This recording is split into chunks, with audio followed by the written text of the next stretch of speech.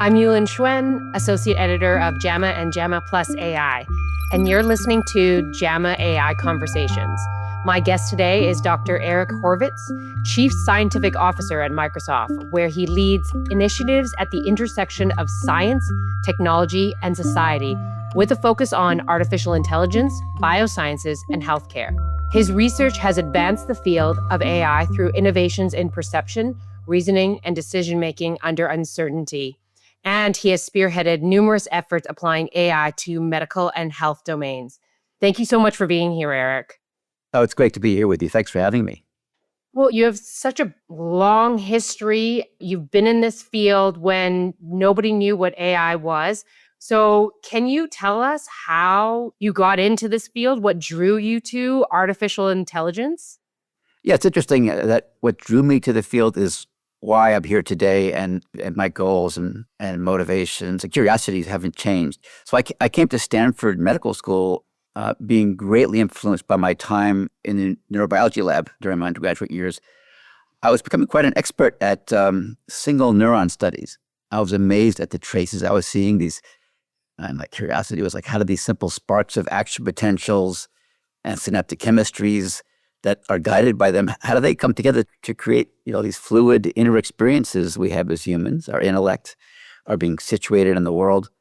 I couldn't explain it with anything that I knew, from physics, chemistry, biochemistry, mathematics. So this was and continues to be the biggest scientific mystery of all, from my perspective. And so I came to medicine and the doctoral program in neurosciences at Stanford with a sense that the path would be neuroscience. But I was already on my way for the readings, Herb Simon and other great scholars in AI, the founders of the field, to shifting my perspective on the approach that would lead to answers to my questions, would be looking at and pursuing what I would call the computational foundations of intelligence. That would be foundational to any intelligence, whether biological or engineered. And of course, these would probably be the same thing at some point. Biology simply discovered some things about how to do this. So I found myself bicycling over to main campus from the medical school, and eventually became a graduate student in AI. And that became more of my central focus in life and my pursuits than even medicine at the time. I think I went through the first 2 years of medical school while sitting in graduate classes in AI, getting more and more excited that this is what I wanted to do. But I still saw medicine as a great application area. And I also had in the back of my mind, boy, if I have an MD too, someday I can come back maybe when neurobiology matures and comes to join AI, and that will be maybe the answer to my deepest curiosities. It turns out that I ended up as a graduate student in AI pursuing what were countercultural at the time in the world of logic-based AI and expert systems. You may recall in the late 80s, expert systems were the rage in medicine, typically largely rule-based chaining of logic. And I took a statistical and decision theoretic approach, Bayesian, then again, a little bit off the mainstream and some tension with advisors and so on who didn't think this was the right way to go. But now these are the foundations of modern AI breakthroughs. And so you were so passionate about your first kind of experience, like in undergrad and your ventures into it. Is there anything that excites you now? Like, have you felt that passion recently where you've gone, oh my goodness, I need to jump into this right away. This is it. This is the next phase. My right of way seems to have always been like now over the years. I've always been excited about developments. I mean, the first Bayesian reasoning systems we built were soon running at the level of experts in medicine. In my first area for deep dives was pathology, it turns out. And I was just amazed at how well these models work. Now, in those days, I was really excited about the pieces because we knew with what were called Bayesian network models, we knew exactly how every part fit together and how the algorithms worked. What's amazing today, I say that we're now in post-2 inflections in AI. The neural net inflection, which happened around 2010, when we realized that these methods, though, are pretty old, were simply famished for data all these years, and we gave it to them, and they really delivered in terms of the original powers that we saw with the ability to do perceptual work that was really quite leading edge, like interpreting radiographs or dermatologic images. But in the last 5 years, I would say my heart rate might explain that it's going a little bit faster on average because of developments that are getting closer to what I would say are the mysteries of mind. Now, I can't make any claims how they relate to the mysteries of human minds, but we're seeing some really interesting phenomena now that can't be explained and that in some ways are as mysterious as the questions we ask about mammalian nervous systems. With these large-scale generative models, in some ways built on a relatively simple set of ideas. The recent clever ideas were one called self-supervision. The other one is models of how we handle attention and teach these models what to look at when they're thinking. But we're seeing these behaviors which in some ways are truly showing sparks of more general intelligence with the abilities to abstract, generalize, and compose. They're polymathic in some ways. I mean, my first engagement with GPT-4, we were one of the earliest teams to look at GPT-4, just amazed with the ability of these systems to reason across tasks and disciplines with ease. They could write code, poetry, prove theorems with Shakespearean rhyming. They could solve hard mathematical challenges, do chemistry, solve the hardest problems in computer science. These are what we call combinatorial optimization problems like traveling salesmen. But beyond all this general power, they're also showing the ability to specialize, become expert clinicians, to do diagnosis, to build differentials, to identify best next tests to perform, to discriminate among diseases on the differential. And I have to say that the mysteries of the current models where we are today at the frontier and the prospect that there's some relationship with the questions that I've been asking and we've been asking as a community for decades about mind makes it a very, very exciting time. And we're all pushing hard right now to understand these models. And I have to say, let me just wrap it back to my action potential and neuron comment earlier. Here we are. If you told me that in 2025, during my days at Stanford grad school, that we'd be like looking at neurons in layers of neural networks with methods that were quite similar to what I was doing with my single neuron probes back in the 80s, I would have just said that, come on, no way. The fact that we're actually trying to say, what's going on? It's called mechanistic interpretability now. But we were actually looking at the values and the changes of activations of neurons now with kind of like neurobiological methodologies. So it's such an exciting time.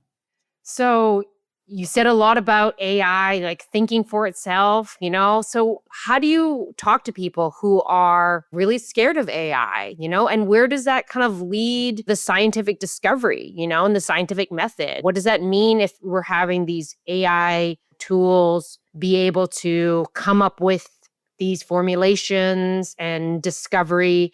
Where does that lean for authorship? And you also talked about the fact that we don't even know what's happening, So where does the replicability and reproducibility come into play? That was a lot.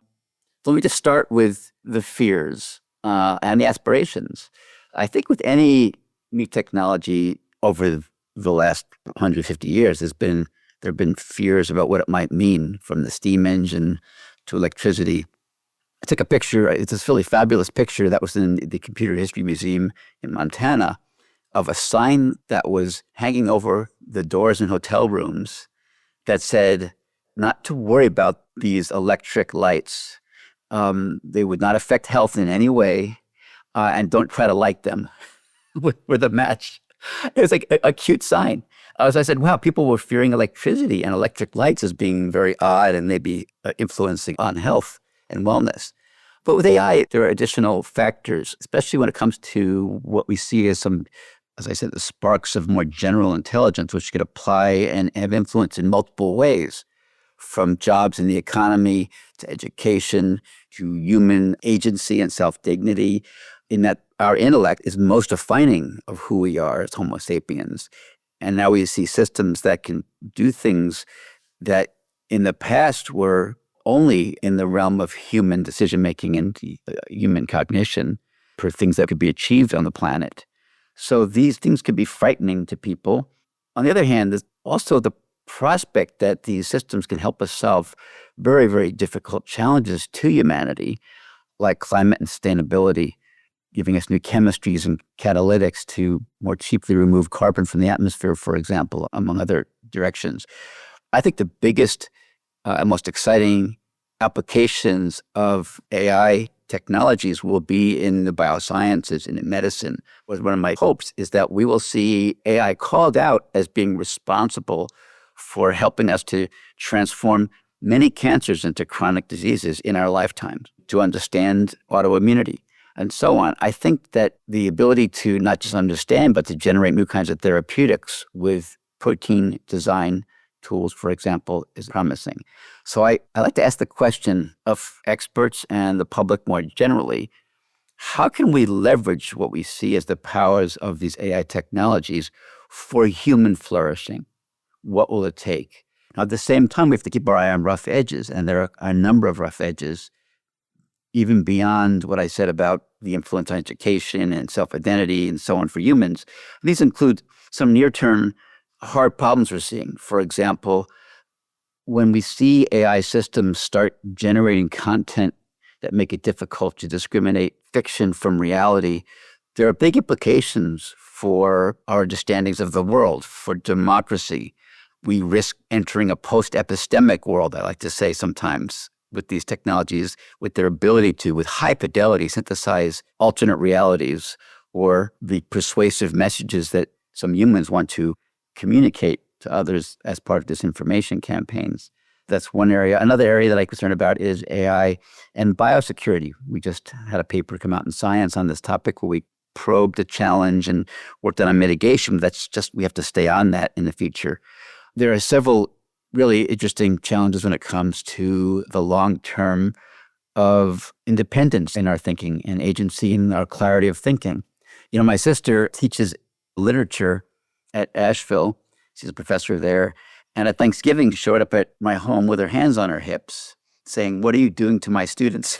They're not thinking and writing with their own minds anymore. They're just pulling down a tab and asking for an essay. What does this mean for the preparedness of our kids and grandkids and great-grandkids for problem-solving, independent thinking? To continue on this path is like, there are issues I do think about, again, this idea of thinking for ourselves. I call it cognitive complacency. Like, I just don't know whether or not we are really, again, thinking for ourselves, because it's even very different than when you used to use a search engine and you would kind of have to like input information and you'd have to research it. But now people are just kind of asking AI questions all the way from, what should I eat today? What do I wear? What should I do to solve this problem? Yes, but also it can be dangerous in the way where you may not be fully, again, you're on this type of autopilot. And so bringing that up, I know you've kind of talked about aviation safety. How can we have these type of safeguards where we ensure that AI doesn't make false information, doesn't take over our minds? Do you have any thoughts about that? For uses of AI systems in high-stakes areas like medicine, for the modern tools right now, the AI technologies that people are focusing on and are excited about, we don't have yet strong methods for calibrating confidence of the output of these systems. Calibration, well-calibrated probabilities, specificities and sensitivities, areas under the curve in our studies, for example, were part and parcel of the Bayesian paradigm of AI. You know, when you got a recommendation or a diagnosis, you could see likelihoods, uncertainties, and have well-characterized competence. So we can establish a level of trust in the output of these systems. We're struggling today with the current systems. As powerful as they are, they're hard to characterize.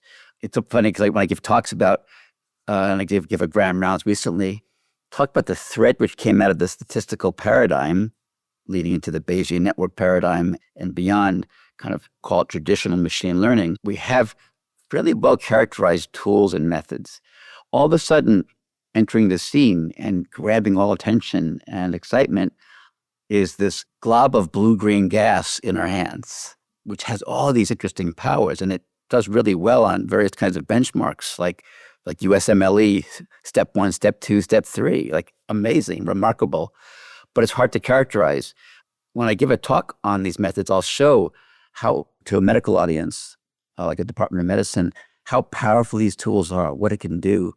And I always like slipping in an example that shows a devastating failure, like devastating and hard to recognize without several physician experts saying, well, wait a minute, why did it do that? And then you realize that this could have even led to could have killed the patient. Because I think we need to understand these systems. We are relying today largely on empirical studies, randomized controlled trials, and we do have statistical output of how well these systems can work in different settings, whether it be the emergency department, on the floor, in the ICU, and so on. And I think we can start to leverage and harness the abilities of these systems, for example, to help us in a collaborative sense with diagnosis, with care management, and so on. There's work to be done on the calibration of the output of these systems, requiring careful study and then new methods to be developed.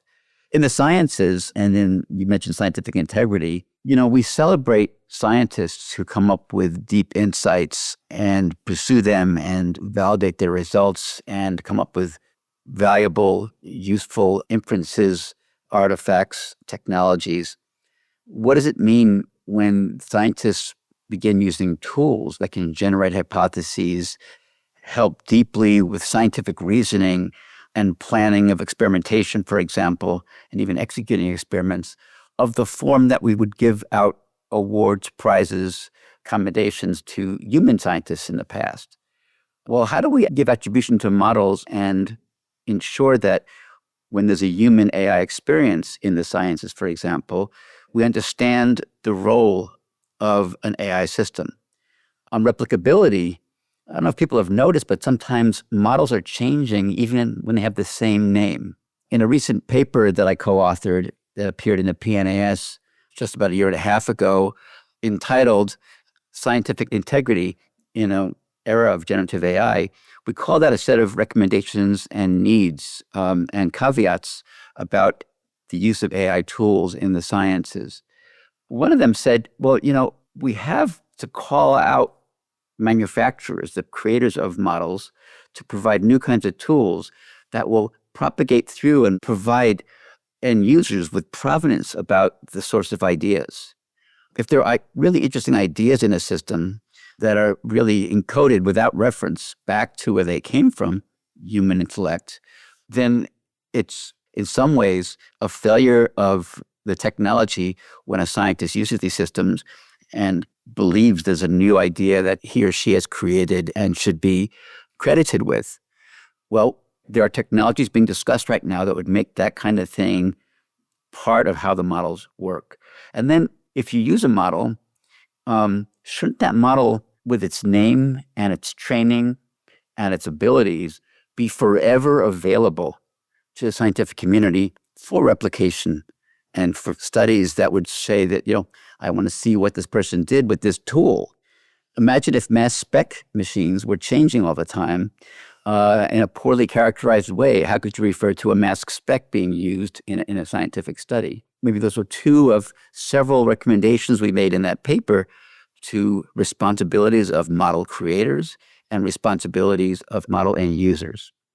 I think the term provenance is really important. I mean, that's our whole field. It's like kind of like the citation reference, right? It's like, where is it from, right? Who created it? Doing a book cover, for instance, you can't use AI to generate it because you don't know where the image that they used came from. So it's not original art, and so you can't reference it. So they could take a piece from, Picasso. I don't believe still that it's really generating new content. It's really piecing together content, at least when I see it when it's developing art, because I can see where it's kind of gotten its technique or its style or like certain references from the art that it's creating. Which then is not fully original. It's not like we don't take inspiration, but I think inspiration is very different than, again, plagiarism or copying, I guess. Well, let me say that, look, we are living, for better or for worse, in a very transformative time.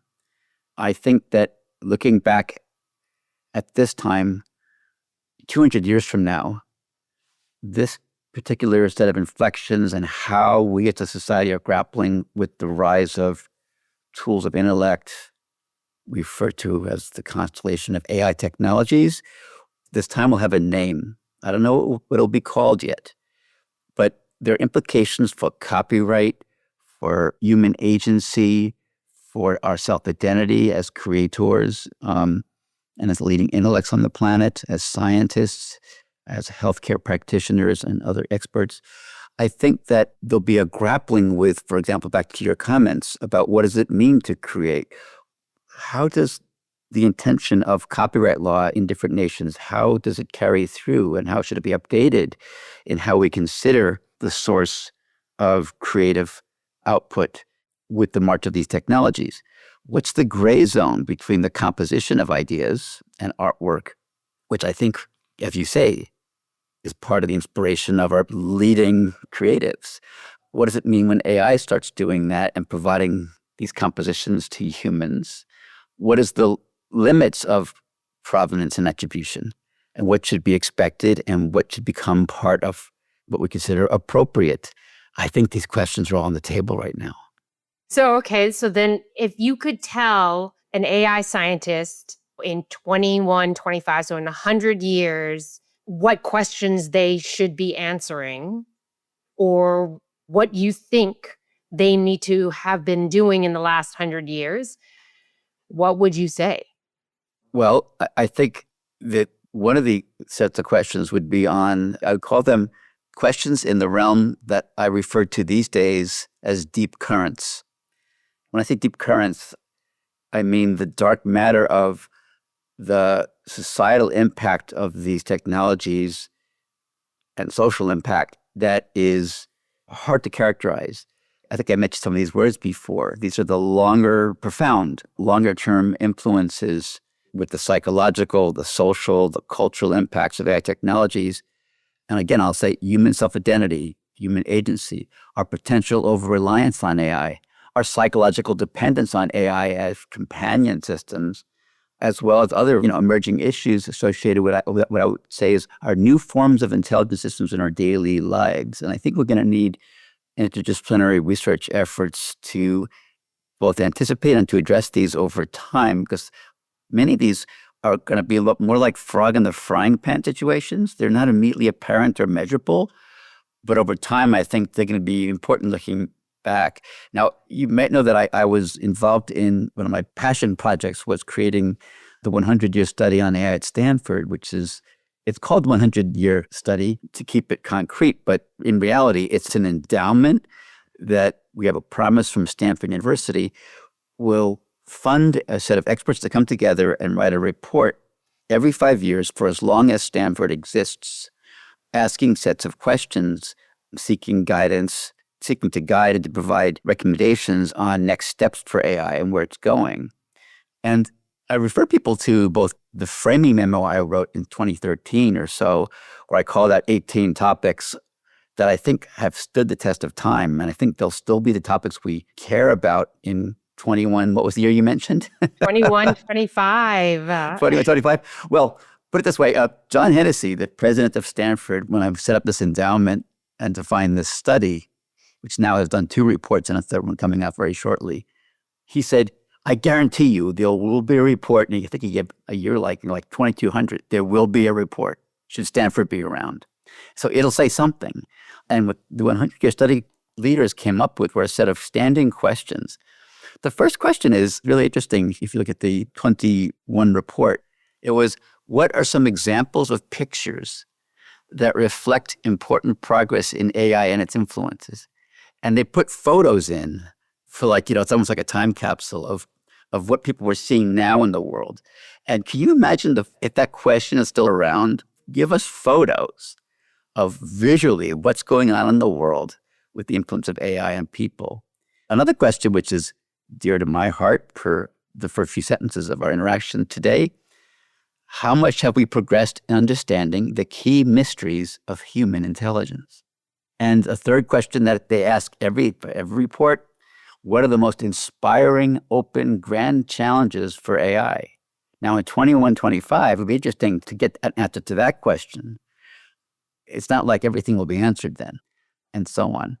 So I refer people to the AI 100 reports, ai100.stanford.edu, to look at both the framing memo back with the 18 topics.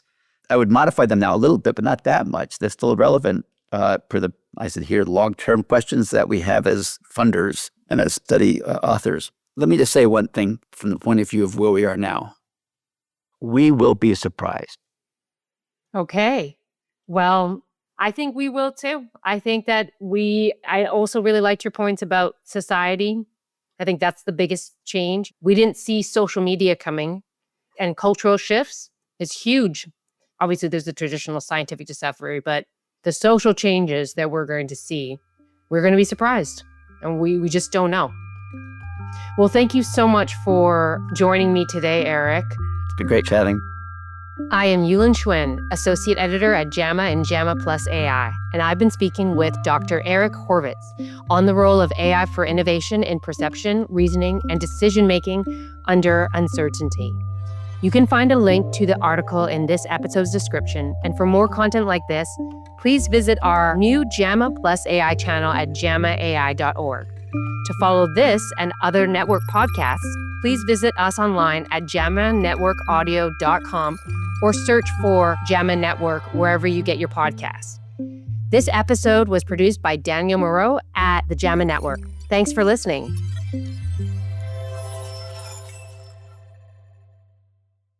This content is protected by copyright by the American Medical Association with all rights reserved, including those for text and data mining, AI training, and similar technologies.